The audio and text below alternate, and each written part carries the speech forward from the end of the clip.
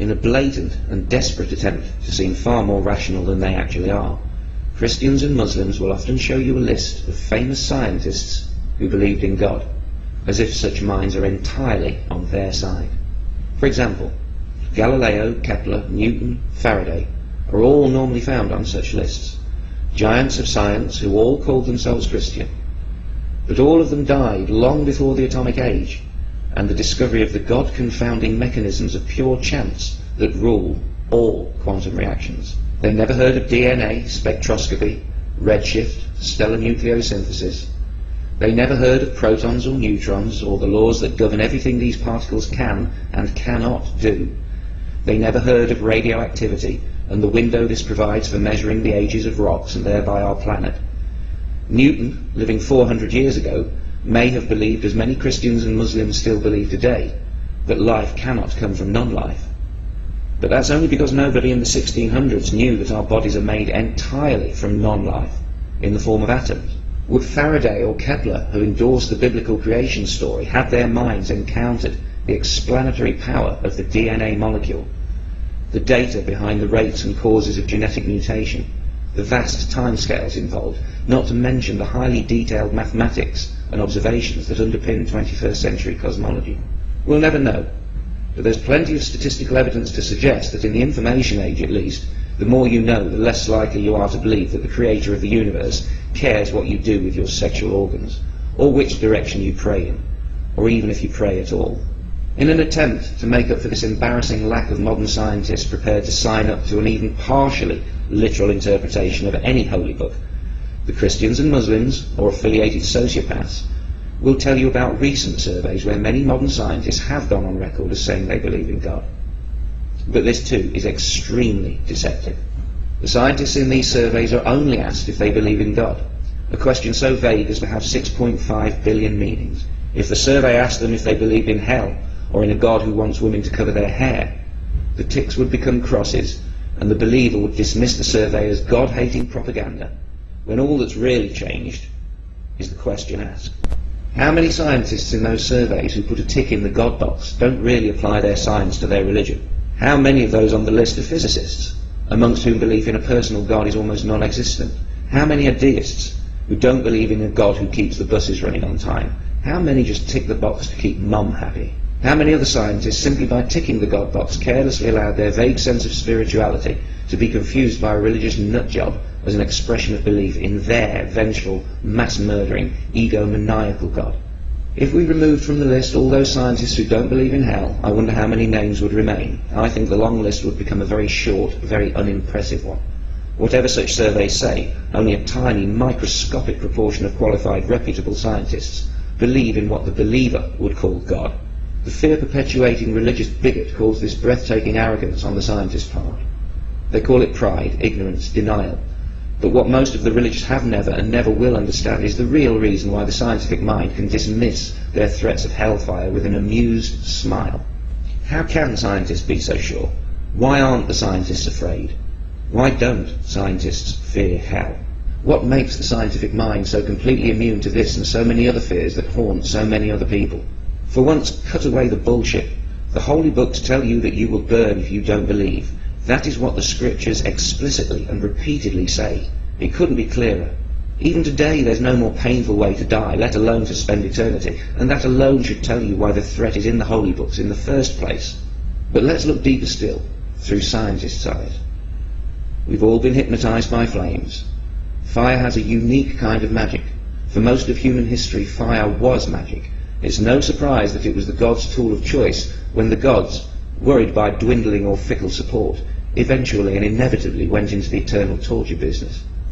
It's no coincidence that the biggest religions in the world threaten the greatest punishments for disbelief. We've all stared into the flames, but what's actually happening? What exactly are we staring at?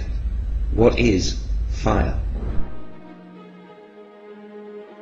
Fire is a chemical reaction requiring three components: an oxidizing gas, usually oxygen itself, a combustible source of fuel, such as wood or petrol, and a source of energy sufficient to heat the fuel to its ignition temperature.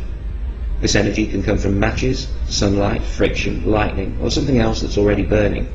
When wood, for example, is heated to about 300 degrees Fahrenheit, The cellulose material starts to break down and give off volatile gases.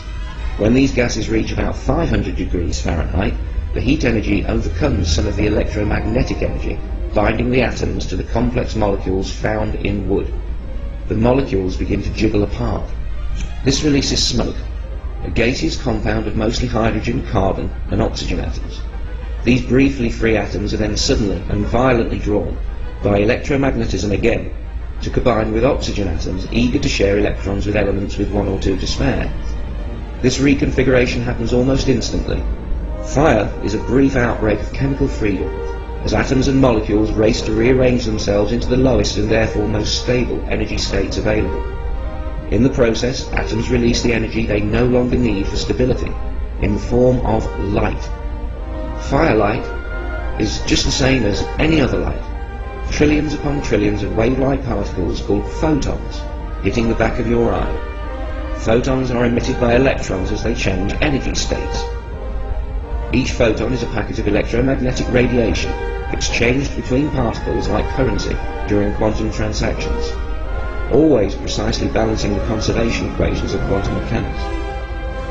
A flame is just a gas heated to the point where the atoms shake so much they spit out light. Fire is an electric phenomenon. The colour of the flame, the frequency of the wave-like photons, which is what colour is, depends on what atoms you are heating and to what temperature. The different colours within any flame are caused by uneven temperature. The hottest, or more energetic part of the flame usually glows blue, a higher frequency than the less energetic frequencies, such as orange or yellow. The heat you feel is the excited motions of the atoms in the air around you, and in your skin and flesh. Heat is simply the motion of atoms. At the lowest temperature possible, minus 273 degrees, atoms stop moving pretty much altogether. That is why no lower temperature is possible. You can't have less motion than none. In living tissue, when atoms jiggle too fast, they hit other atoms too hard, creating pressure that can damage cells, resulting in pain signals sent along nerves to your brain. If something hot burns you, some of your atoms simply jiggle too fast. Fire, or combustion, is the process of oxidization.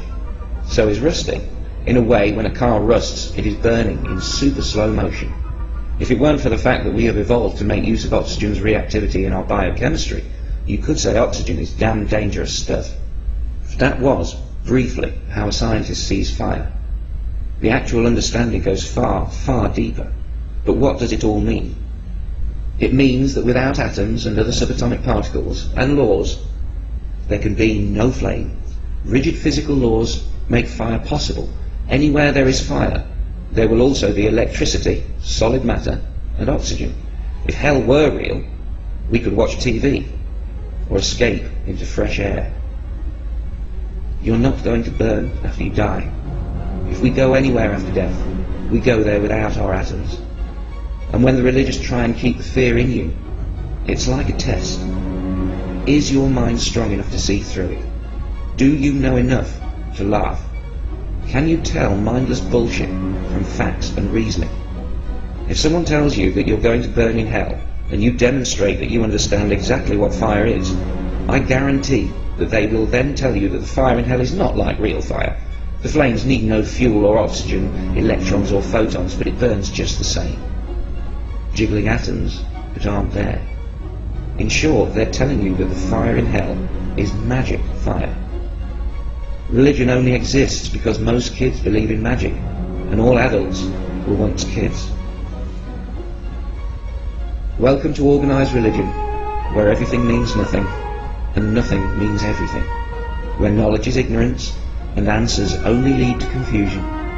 But just as those least likely to believe in magic are professional magicians, those least likely to believe in the supernatural are those with a firm understanding of the natural. You don't have to be a scientist to have scientific understanding. Learn and be free. It's your mind. Fight for it.